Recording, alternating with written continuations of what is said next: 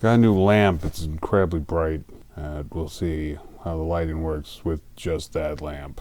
I'm also really tired. I have not been sleeping well the past couple days. I feel like as soon as I'm done editing this together, I'm going to bed.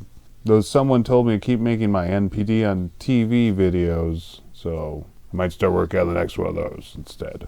Instead of sleeping. What was I talking about? Oh yeah, I'm reviewing Belfast.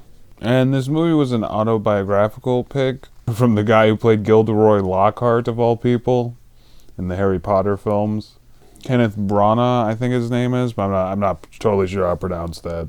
It was about one point of his life when he was like 9, I think, and the Irish Revolution was happening, or whatever it was. It was during the 60s. And the whole movie was shot in black and white. Oh, except for the fictional things, which I thought was kind of neat, because they go to a play at one point, and the play was in color, but the audience was in black and white. And the same thing happens later when they go to see a movie later on. And in the story, he like kind of likes this girl, but then they're like blockaded off from the rest of the city after like the Irish revolutionaries attack or whatever the problem was. I don't know enough about Irish history to really know why it was happening. I just know that it happened. And they talk about some in the film, but not enough for me to really get a refresher on it or anything like that. Not enough for me to learn anything.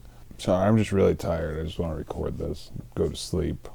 And that's essentially the plot. I mean, it's not too complicated, but still has a lot of stuff going on. Oh, and his family, they're trying to move, but like the mom doesn't want to move from Belfast, but the dad wants to move to Canada where it's safer, to Vancouver, I think it was. It was like a coming-of-age story that was also autobiographical, just like that Hand of God movie that I all but forgot about, except done well, except having an actual story that didn't just skip around for no reason. Well, it kind of did a bit at first.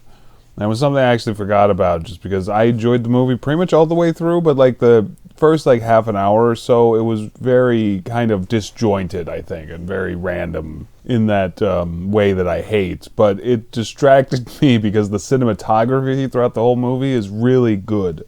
It felt like I was watching a live-action comic book, kind of, just because the angles really reminded me of much of the types of art stylings they like to do in modern comics.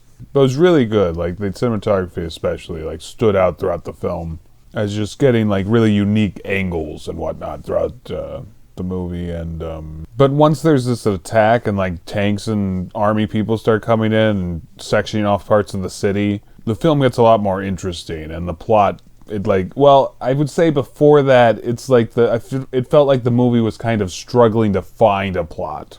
And I would say during that first point, it doesn't even have a plot. It's just kind of like, well, here's this character, this is his problem, but like it doesn't really matter, and stuff just happens.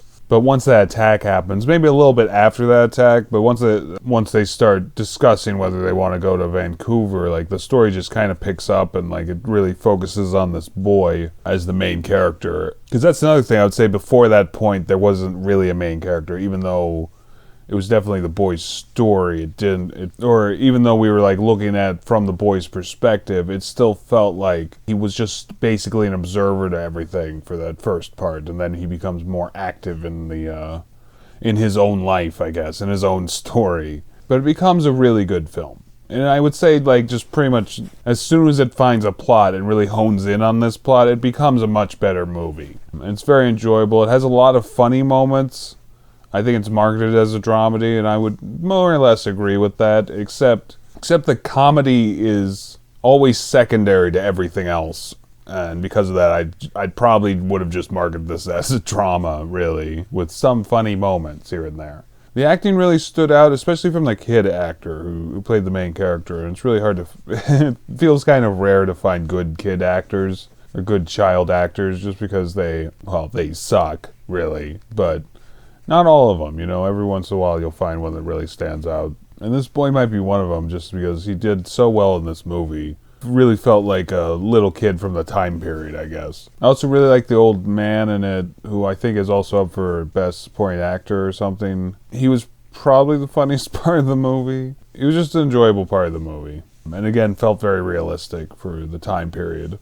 But I did enjoy this movie quite a bit. Scoring, I guess, we'll move into that. And, mostly it was just that first part, which was a pretty good chunk of the movie. But once it picked up, it becomes a very enjoyable film and like I said, for that first part, I was distracted enough by how good the cinematography was. I didn't notice at first how lackluster the story was, or the characterization at that point. Like, it felt like a short student film or something like that was just tacked onto the beginning of the movie.